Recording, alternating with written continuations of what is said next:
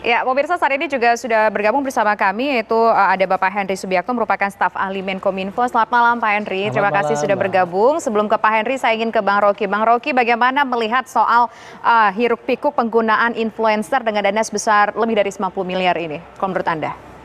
Menurut saya kan? Ya menurut Bang Rocky lah. Bukan menurut kami ya. Kita beda topik Bang. Oke. Bisa saya hubungkan. Yang menarik sebetulnya adalah efek dari temuan ICW itu. Kan secara tupoksi, ICW itu hanya mau mendeteksi potensi pelanggaran penggunaan anggaran tuh. Sebagai lembaga watcher corruption itu. Tetapi yang ditemukan ICW itu kemudian menimbulkan masalah sampingan, yaitu kecurigaan publik terhadap ketidakberesan atau ketidakefektifan komunikasi publik pemerintah sehingga harus nyewa influencer. Kan itu yang jadi soal sebetulnya kan. Nah itu yang kita mesti pelajari itu. Kenapa hal yang sebetulnya teknis akuntansi, ICW ahli dalam teknis akuntansi, itu berubah menjadi perang wacana publik soal kemampuan pemerintah. Itu sama seperti orang kalau suaranya udah bagus, itu nggak perlu pakai synthesizer lagi di studio kan, nyanyi aja tuh. Jadi kelihatannya influencer ini synthesizer terhadap suara yang belum sempurna tuh. Nah itu yang saya mau persoalkan. Suara yang belum sempurna ini suara apa maksudnya? Ya, suara pemerintah di dalam upaya untuk menghasilkan orkestrasi dianggap tidak sempurna sehingga perlu influencer. Kan itu pikiran publik kan. Ngabalin tadi udah bantah tuh, itu yang nggak benar. Iya, tapi publik menganggap itu adalah soal suara false itu. Jadi seolah-olah ada pikiran bahwa apa nggak cukup kecerdasan Ngabalin sehingga mesti pakai influencer. Kan mestinya beliau tersinggung dong.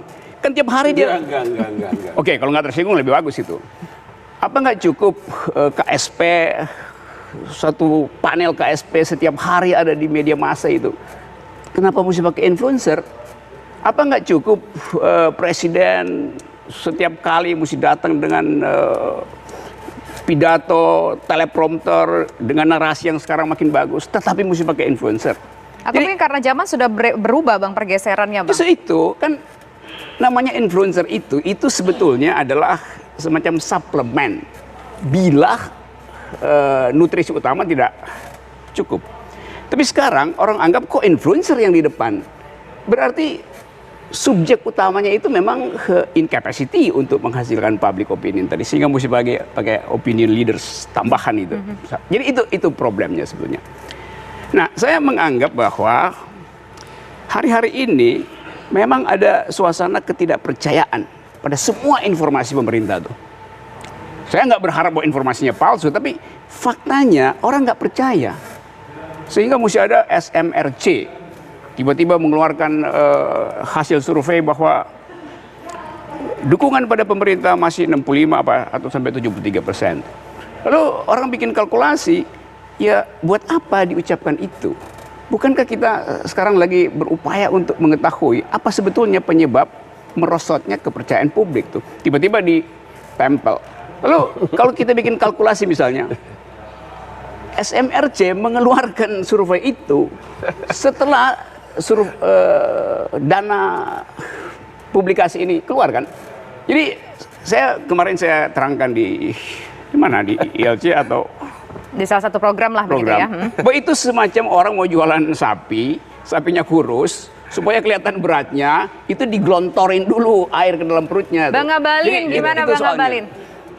Kerangka berpikir dan terminologi yang dipakai Rocky itu tidak sejalan antara fakta dan apa yang beliau umpama begini. Faktanya gimana Bang Ngabalin? Umpama kalau Rocky mengatakan fakta, maka dia harus bisa menunjukkan sebuah terminologi penelitian seperti yang dilakukan oleh ICW. Karena terkait dengan fakta, tadi ada kata-kata ketidakberesan atau ketidakkeberhasilannya, maka dipakai influencer. Atau tadi ada juga menggunakan bahwa ketidakpercayaan publik. Yang saya bilang tidak sejalan dengan terminologi yang dipakai itu adalah terkait dengan program pemerintah diluncurkan kepada masyarakat. Tidak semua orang masyarakat itu pintar seperti Rocky, tidak. Karena itu perlu dijelaskan kepada masyarakat. Siapa yang menjelaskan? Saya menyebutkan opinion leader, saya menyebutkan pemuka masyarakat, influencer termasuknya. Di mana hubungannya? Itu sebelum itu yang saya mengatakan bahwa sebelum paket itu diluncurkan, apa setelah evaluasi paket itu gagal, oke, ditempel pakai influencer. Itu yang saya mau tahu. Itu yang tadi saya bilang. Itu mana duluan Bang, kita usaha dulu dari pemerintah untuk sosialisasi makanya tadi program saya bilang, gagal, makanya tadi saya bilang, kalau Rocky mengatakan bahwa fakta dan publik tidak percaya atas ketidakberesannya, apa yang dipakai? Karena ini publik lagi nonton, masyarakat lagi nonton. Pernyataan Rocky dan pernyataan saya dan kita semua ini adalah memberikan pembelajaran kepada publik. Publik butuh tahu Bang. Nah di sini. Makanya saya bilang kalau dia menggunakan kata publik maka ada referensi apa yang dipakai. Jangan hanya ngerocok ke sana kemari. Itu akan bisa menyebarkan fitnah dan tidak mendidik publik. Kan Rocky suka begitu kalimatnya. Waduh, Bang maka dia Rocky harus dibantah. Karena kalau tidak dibantah, pernyataan-pernyataan yang menyesatkan ini bisa merusak publik. Oke, saya bantah sekarang gitu ya. loh. Oke, saya terangkan ya. Saya terangkan ya. Seluruh kemewahan yang diperoleh influencer melalui anggaran itu, seluruh keterangan yang diucapkan Saudara Ngabalin dalam 10 menit terakhir, itu dengan mudah dibatalkan oleh beredarnya hari ini buku yang ditulis oleh Ben Bland, researcher dari Australia, yang judulnya Jokowi, A Contradictory Man atau A Man of Contradiction. Nah, masyarakat akhirnya kan nggak ada gunanya tuh. Jadi diturunin 10 miliar hanya dengan satu review tentang buku itu selesai. Seluruh pameran tentang kesuksesan pemerintah hanya dengan dalam satu hari ini diucapkan lagi apa yang di video Ahok, selesai lagi tuh. Jadi buat apa bikin 90 miliar kalau hanya dengan 2 kali klik runtuh semua pencitraan pemerintah. Coba Saudara Ngabalin. Gimana Bang Ngabalin? Oke, sebentar ya kita dengar dulu deh dari Pak. Oke. Apa yang dibicarakan ini sebenarnya adalah ada error in objection. Jadi objeknya aja sudah salah. Oke. Karena saya yang tahu persis lebih tahu tentang persoalan dana itu saya. Oke, karena gimana, saya di Pak? kementerian. Dan tidak ada yang namanya influencer di kementerian saya ya. Di Kementerian Komunikasi dan Informatika tidak ada influencer yang dibayar untuk menjadi megafon, katakanlah megafon komunikasi publik pemerintah. Oke. Saya pakai influencer di sini. Saya terus terang saya pakai. Saya minta tolong sama Mas Toto. Oke. Tapi nggak bayar. Mas Toto itu pimretnya TV One. Saya pakai Ustadz Abdul Somad. Saya pakai Ustadz Haikal. Nah itu untuk kepentingan apa? Maksudnya untuk kepentingan menyuarakan porsinya? Suara pemerintah waktu itu adalah supaya ketika Idul Fitri itu tidak perlu mudik. Dan itu para ustadz. Oke. Saya sendiri yang minta tolong kepada Mas Toto. Wah, Pemret TV One. Nggak pakai bayar. Oke. Nggak pakai bayar sama sekali. Saya juga minta tolong kepada seorang tokoh besar yang mengajak artis-artis. Ya. Dan itu juga bikin ada Ahmad Dhani artisnya, ada Yunisara, nggak bayar. Oke, itu nggak bayar. Nggak bayar. Nah, kemudian memang ini kan ICW ini kan ngelihat dari tapi ini ada data dari ICW 10,83 miliar. Nah itu kita pengen tahu itu sebetulnya bentukan apa. Oke, tadi disebutkan nggak ada bayar sama sekali karena juga responsibility termasuk juga dari TV One, TV One untuk membantu menginformasikan. Supaya orang seperti Rocky ini tahu fakta. Karena dia hanya bicara secara imajinasi dan pakai teori-teori yang kadang-kadang di kampus saya udah ketinggalan zaman. Oke. Saya guru besar Universitas Erlangga. Ya, mudah-mudahan otakmu besar juga. Ya minimal saya profesor beneran, kalau Anda kan belum tentu. Oke, kita fokus ke pembicaraan kita malam hari ini. Silakan Pak. Gini, itu ya ada yang namanya program.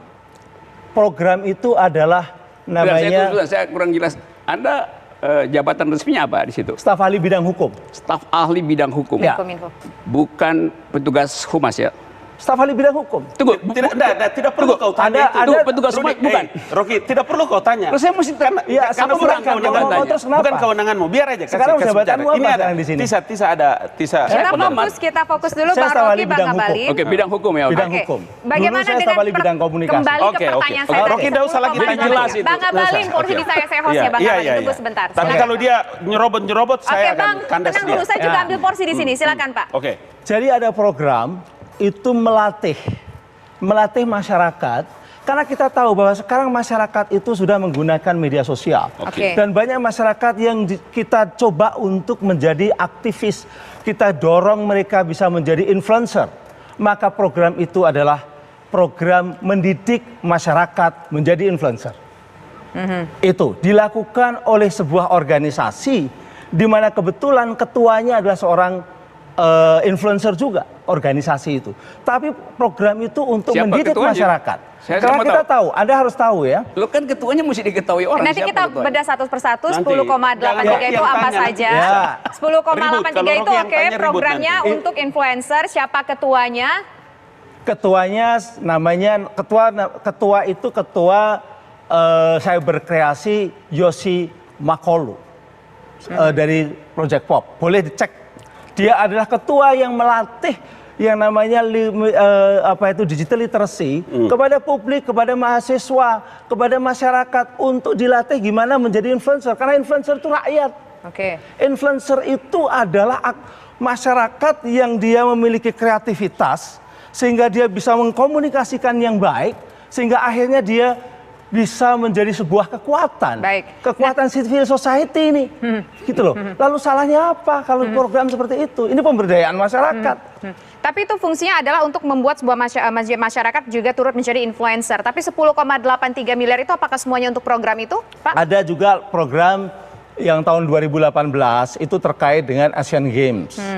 Asian Games itu ada yang namanya membawa obor Asian Games. Obor Asian Games itu dilakukan oleh para artis, ya. Itu ada biaya-biayanya. Jadi Oke. jadi seperti itu. Oke. Tidak ada.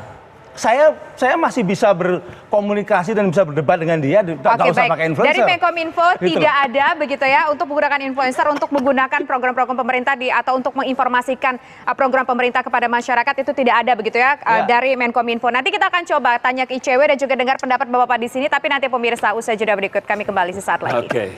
Oke.